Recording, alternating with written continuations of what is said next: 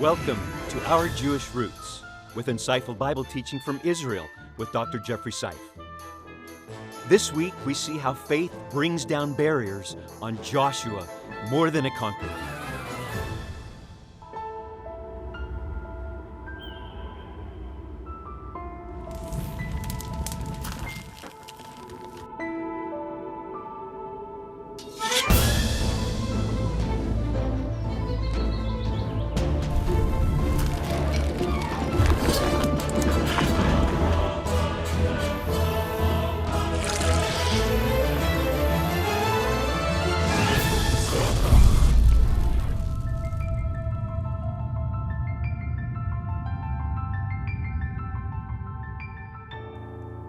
Welcome to Our Jewish Roots. I'm David Hart. I'm Kirsten Hart. And I am Jeffrey Seif. Now, ladies and gentlemen, boys and girls, I don't want to burst any bubbles, but in case you don't know it, there are some sneaky, deceitful people in this world. Things haven't changed from generation to generation. Sin lives. Not everything is as it seems. We're going to explore that. But first, a question. I noticed those diamond rings. Is it true? What? Is it true that when your husband gave you the last one, you had it tested to see if it was real or if it was, cubic zirconium, whatever it's called? Answer the question. No, answer the question. Okay, so you wanted to verify. So you know, she knows there's sneaky people in the world. We're going to see it in the Bible. But he was good, right? He's good. I know you're. Gibeonites, not so much. Right, not so much with Not them. You so mad at much. me for bringing this up here on national TV? Hey, Dr. Seif is going to be teaching on location in Israel, but right now, let's find out the trickery that happened to Joshua. Let's go there now. It all seemed so believable, and yet I was fooled by the Gibeonites' evidence of a lengthy journey from a so-called distant city. It takes weeks for bread to look like this. I should have known better. I've been deceived. How could I believe such a tale? Joshua, you weren't the only one. We all believed. This story of their long journey to make peace with us, it seems so right. We just stumbled upon the truth. Dry, moldy bread, tattered sandals, evidence, they claim. All the while, they've been our neighbors. What's done is done. I've made peace with the Gibeonites, despite the Lord's warning to not do so with any of the Canaanites. And now we're in covenant, and we can't slay them. Joshua, the Gibeonites have come in peace. They've heard of Adonai and what he's done for us in slaying and destroying Jericho and the city of Ai. They were afraid they might be next. But they deceived us. Our tribal leaders have met and offer a solution. And what might that be? We need help at the tabernacle. They can cut wood to sustain the flames of our altar. And they can carry water for us as well. Yes. Yes, a wise decision. And they can learn of a real journey, of 40 years in the desert, of the Lord's might in miracles, and of our bread which sustained us every step of the way. And remember, they've already agreed to be our servants. They're a frail, broken people, but they have done well in fearing the Lord. The Gibeonites will live. They will serve the children of Israel. United together, we will be unbreakable.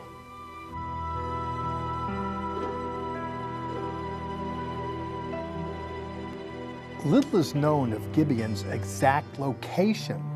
So we came to the general location of the Gibeonites, just southwest of what was the city of Ai. Sheep still graze in this valley today as they probably did 3,400 years ago, when the city's residents used their clever schemes in seeking peace with Joshua's invading forces. It was a scandal, an outrage, in fact. wasn't expecting it. You read into the book of Joshua and you see the man, the leader, is quite the strategist. This is particularly evidenced with the last battle at Ai, where it's set up, there's a scheme at play, it's thought out, well executed, and success. The skirmish before that, the war before that at Jericho, there's strategy, but it's divine strategy.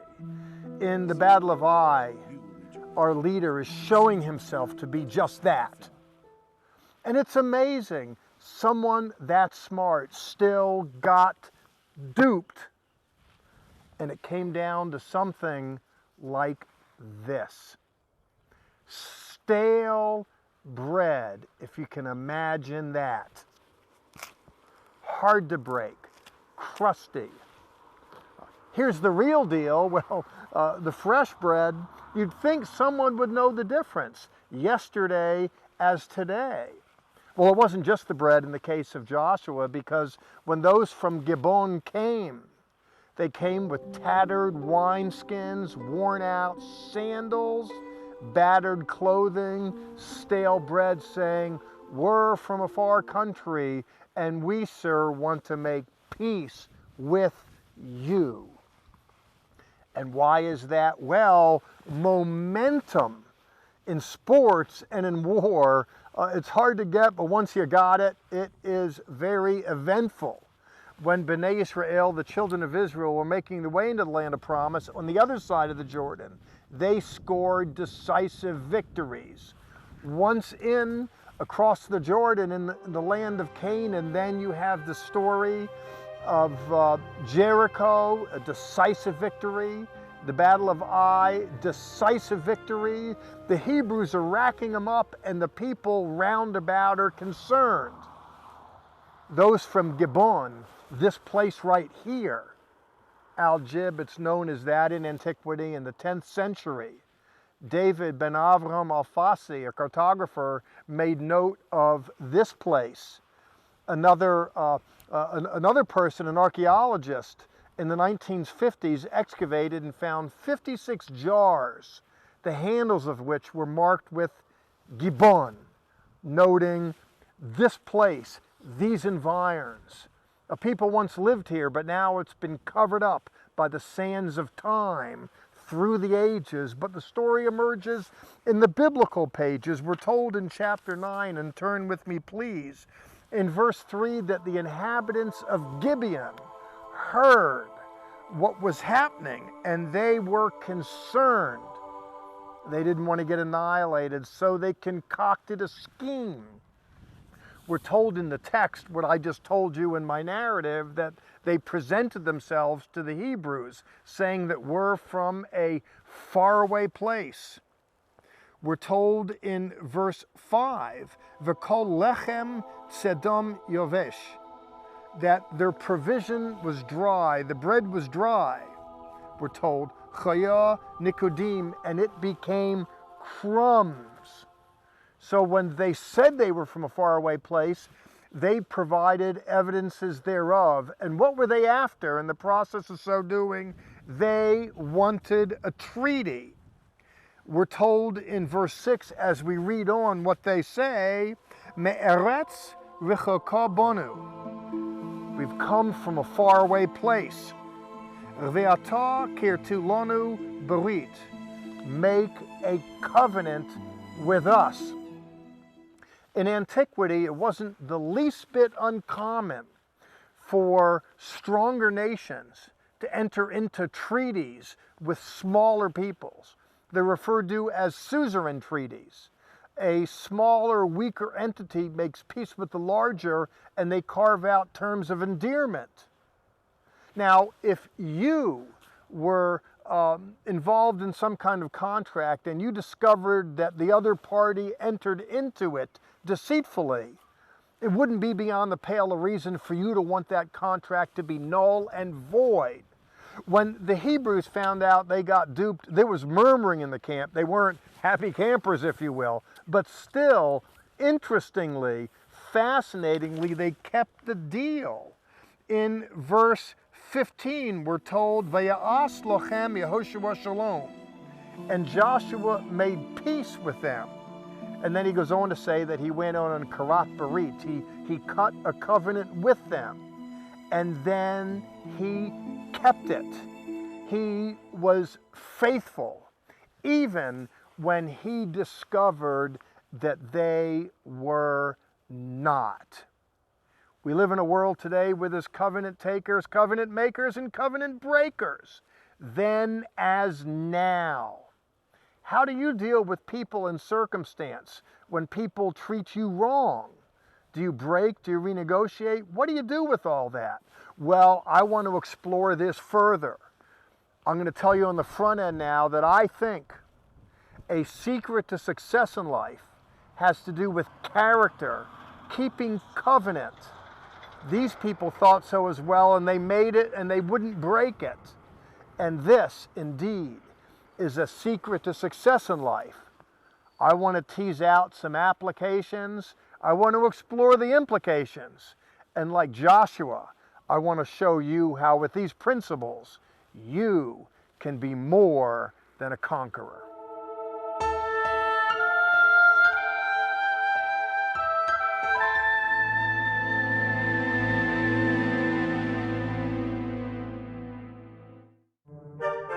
A resource this week, the music CD, Zion's Song. During his lifetime, Zola Levitt composed over 200 spirit-filled songs.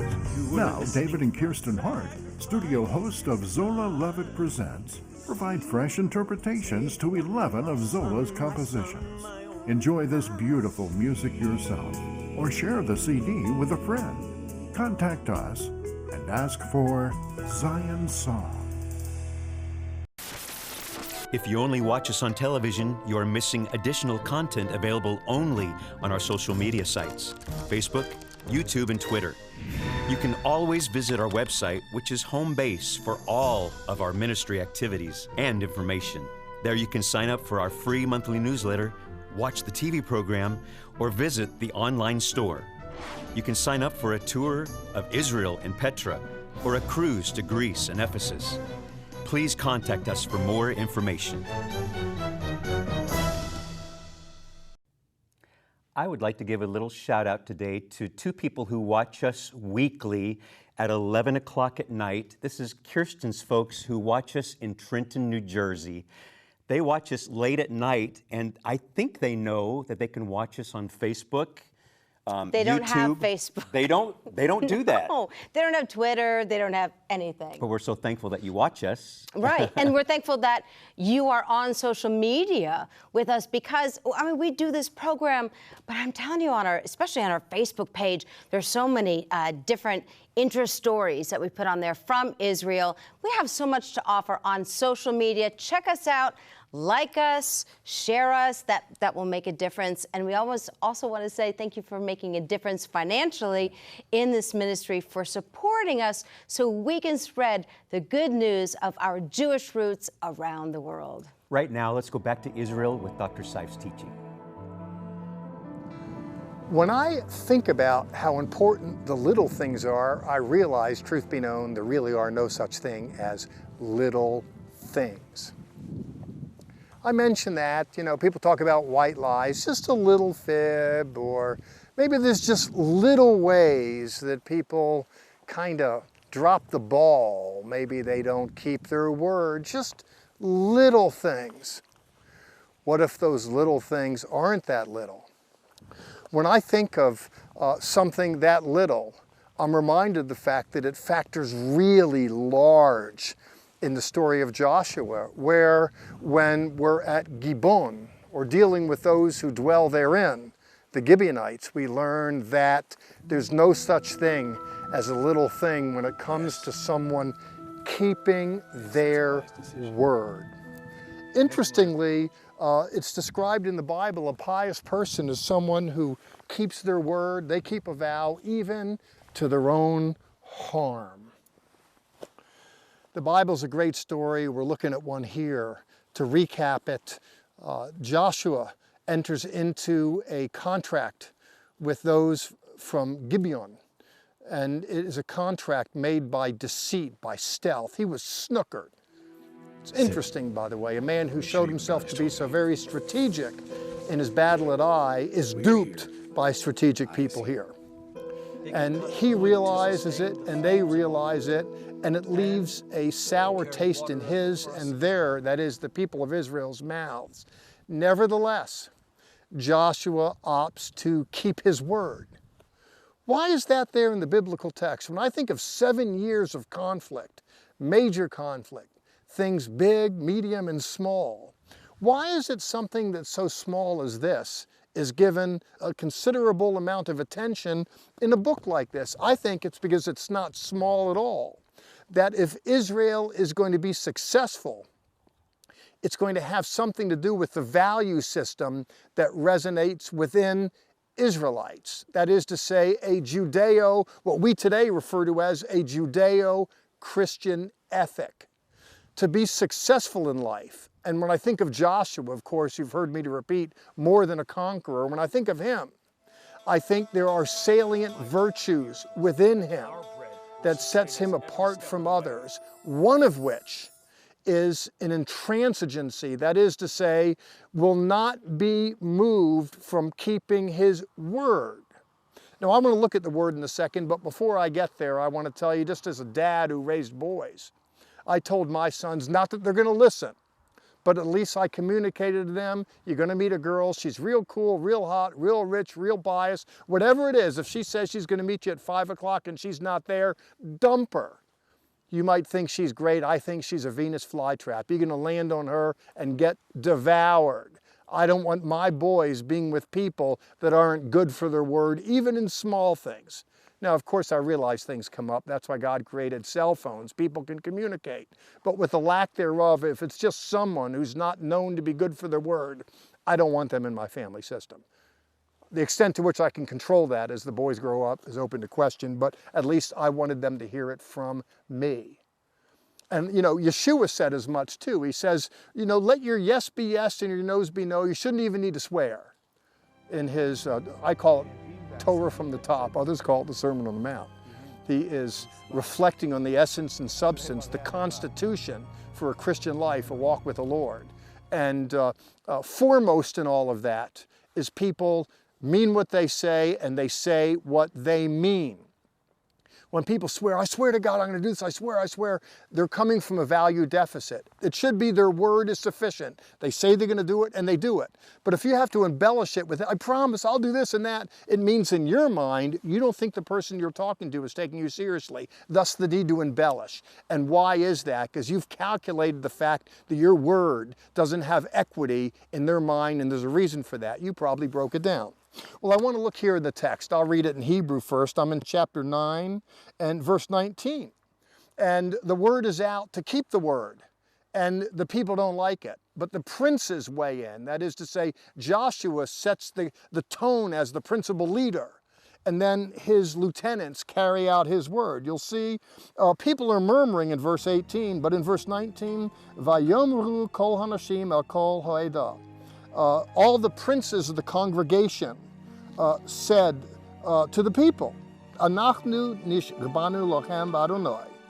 We have sworn to the Lord, Elohei Yisrael, the God of Israel, but we promised, we gave our word to the God of Israel, they say. It's very, very interesting. V'ata lo nukal lingoa bohem. Now, therefore, we may not touch them. That is to say, we cannot go back on our word. It reminds me of the Lord. He says, if others are faithless, nevertheless, he is faithful. And to that end, let me just share a comment, to pivot to a principle, what it means to be Christian, essentially. You hear in the text, Rabbi Paul talks about confessing with your lips that Jesus is Lord. We talk about the sinner's prayer today. I like it more as a commitment to allegiance to a sovereign. That is, we call him Lord. There's a social contract there that we as a subject, there's inherent commitments with that. And by the way, there's reciprocity. There's commitments that come from the sovereign by virtue of that. Would that we learn to make sure there's no daylight. Would that we kept it tight, where there's integrity, where there's correlation between what we say and what we do. That is extremely important. And if we learn that like Joshua, we will be more than a conqueror. It was a windy day in Israel. I had an opportunity to sit down and talk to Chaim Mailspin. We discussed integrity and how it plays out in the Israeli Defense Forces.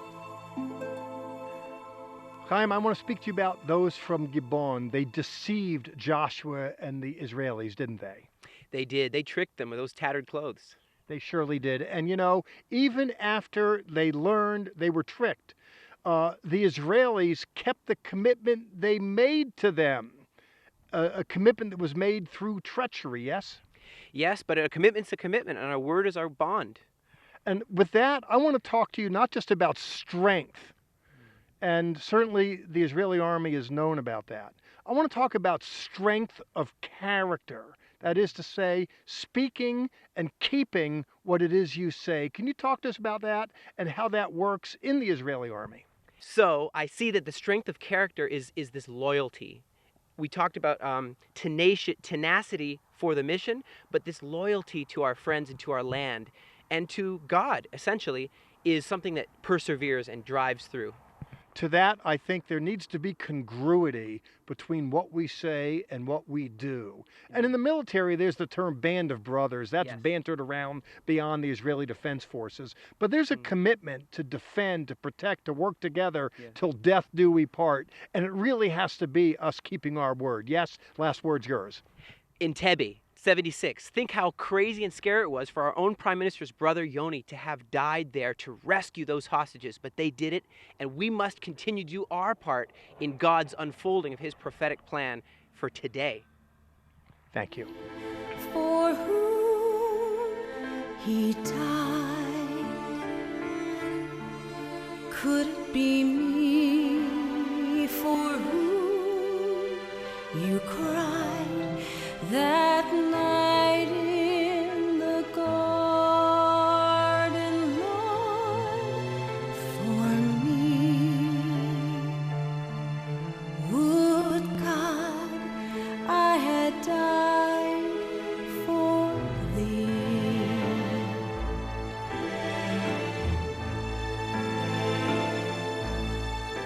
Could it be me who caused your life? Could it be me who caused such strife there in Israel? You had to die for me. Would God I had died for thee.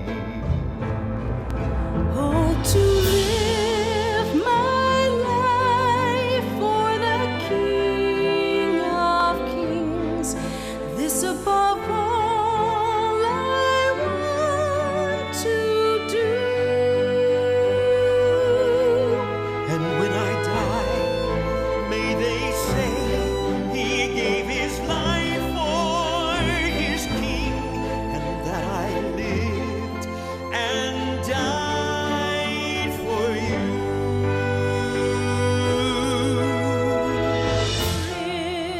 It is thee for whom I died. Lord, it was thee for whom I cried in my night of salvation, Lord, for thee. Thank God You had died for me.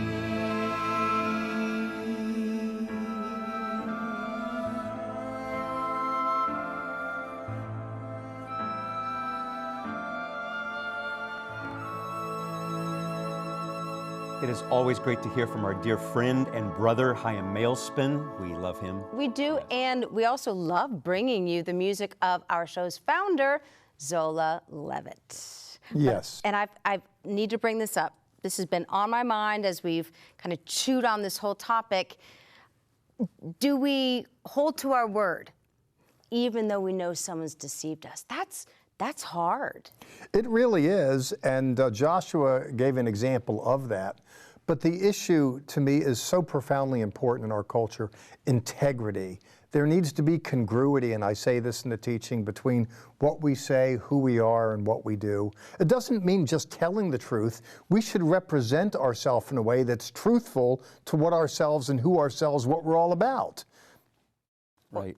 I think if we listened to that small voice every time we heard it and trusted that it's God speaking to us, I think things would be so different in our world. Yes, and with that, if we would just be, I want it to be, it's the same Jeffrey Seif who's on a TV set, who's lecturing in a classroom, who's with his wife and with a friend, we're out to eat. The same person, not work with different facades to post. That's a lack of integrity. Even if you're not saying an untruth, you're living an untruth. And it's healthier spiritually, emotionally, personally, to bring it all together and just be you, whatever that is. And we have to credit Joshua for that. Even finding out afterwards, I've been duped. I've been tricked. I think we've all had that in life. But he kept his word, and our program's title is Our Jewish Roots. You want to know what those roots are? They're good roots. The roots of integrity, and Joshua gives us that example today. Yes, character is so important. Thanks for bringing us back to the point. I was kind of spiraling out there You're good. with a number of things, but yes, indeed. You are always so smart, and you bring such a good word. Thank you for that insight today. Yes. Also, we want to thank you, our viewers, for your financial support. We could not go to Israel. We could not do dramatic reenactments. We couldn't sing Zola songs without your support. So we thank you so much for that. Yes, and thank you from the bottom of our hearts. From the hearts and myself. Till next time, Sha'alu Shalom Yerushalayim. Pray for the peace of Jerusalem.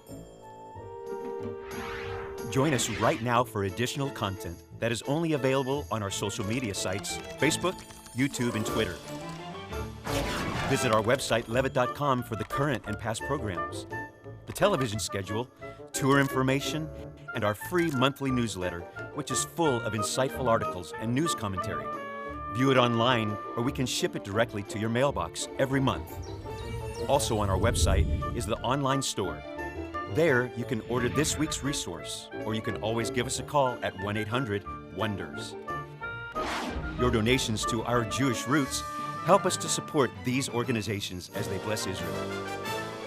Please remember, we depend on tax-deductible donations from viewers like you.